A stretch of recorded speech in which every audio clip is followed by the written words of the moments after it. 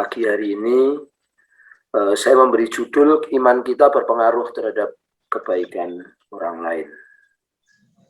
Iman kita berpengaruh terhadap kebaikan orang lain, bisa itu perubahan, bisa itu kesembuhan, bisa itu juga pemulihan, bisa juga itu sesuatu yang mungkin dibutuhkan oleh orang lain. Nah, ini secara langsung, saudaraku ya, orang yang mungkin sudah tidak bisa apa-apa atau tidak tahu apa-apa gitu, tetapi karena kita ini punya iman terhadap Tuhan kita, punya iman terhadap Tuhan Yesus ya, maka kita bisa melihat karena iman kita, orang itu berubah, orang itu terima berkat, orang itu terima perubahan, orang itu terima pemulihan, orang itu terima kesembuhan.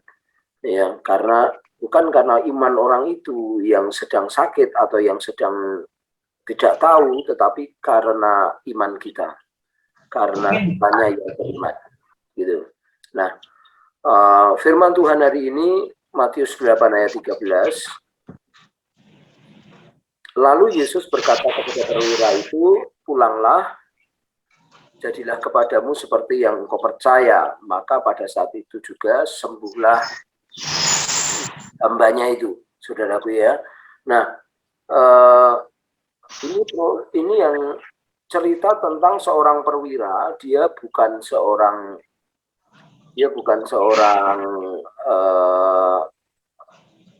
Israel, dia seorang Roma, ya.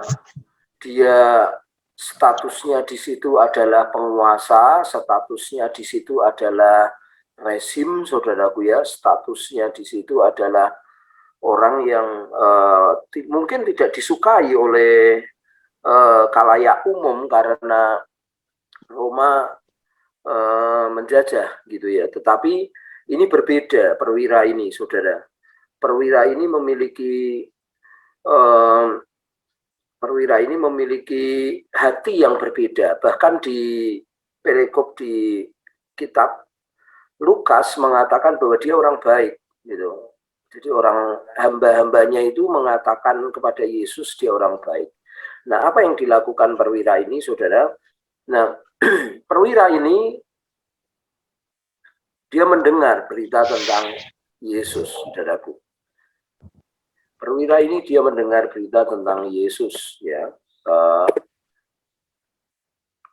Nah, setelah dia mendengar berita tentang Yesus, saudaraku, lalu dia datang kepada Tuhan Yesus, bahwa Tuhan Yesus itu mampu menyembuhkan, Tuhan Yesus itu mampu memulihkan, gitu. Tuhan Yesus itu mampu membuat perubahan, gitu. Nah, ketika dia datang kepada Tuhan Yesus, saudaraku, terjadilah dialog, gitu. Tuhan Yesus mau ke rumahnya, dia bilang, jangan, aku tidak layak, katakan sepatah kata saja. Nah, ini saudaraku, katakan sepatah kata saja, hambaku itu bisa sembuh.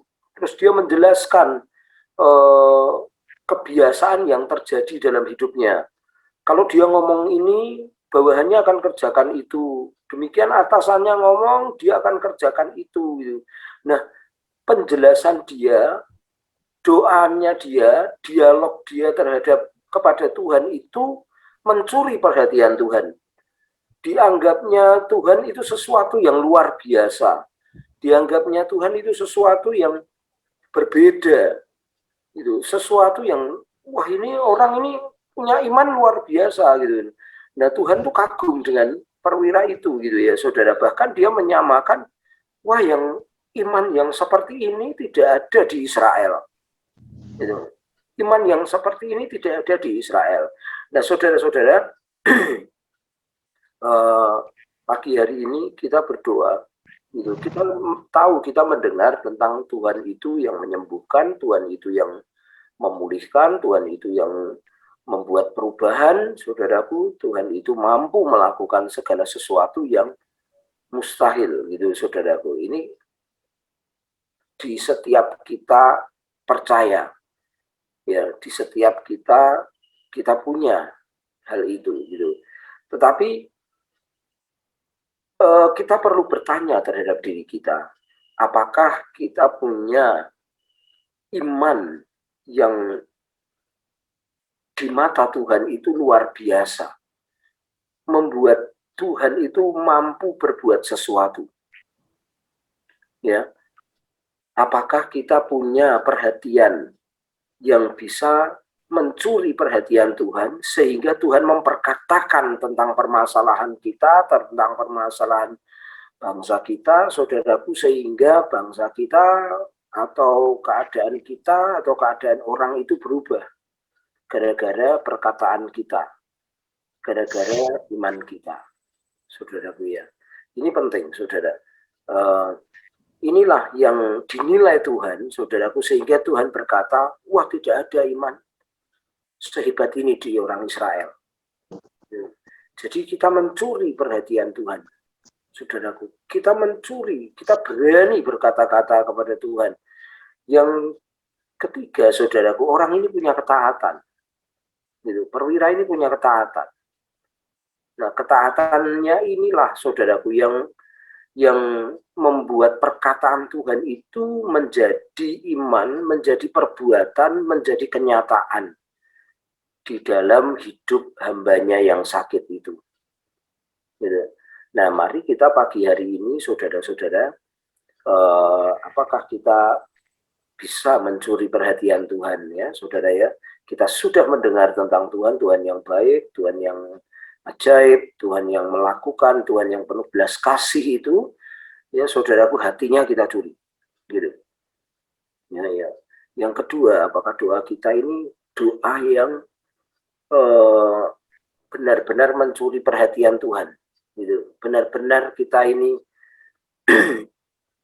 berbeda dengan yang disampaikan selama ini, gitu ya. Yang ketiga, kita punya ketaatan. Terhadap doa kita itu, kita punya ketaatan. Nah, mari saudara-saudara, kita berdoa bersama-sama. Doa kita ini, saudaraku, doa iman. Ya. Doa yang didasarkan atas dasar kebenaran firman Tuhan. Doa yang didasarkan atas berkat-berkat yang Tuhan sudah kerjakan sebenarnya 2000 tahun lalu. Dia mati bagi kita, dia disalib bagi kita, dia menggantikan dosa kita. Ya, itu semua, saudaraku, akan membawa perubahan dalam diri kita maupun orang-orang yang kita imani, saudaraku, itu berubah. Nah, satu ayat lagi yang saya ingin kita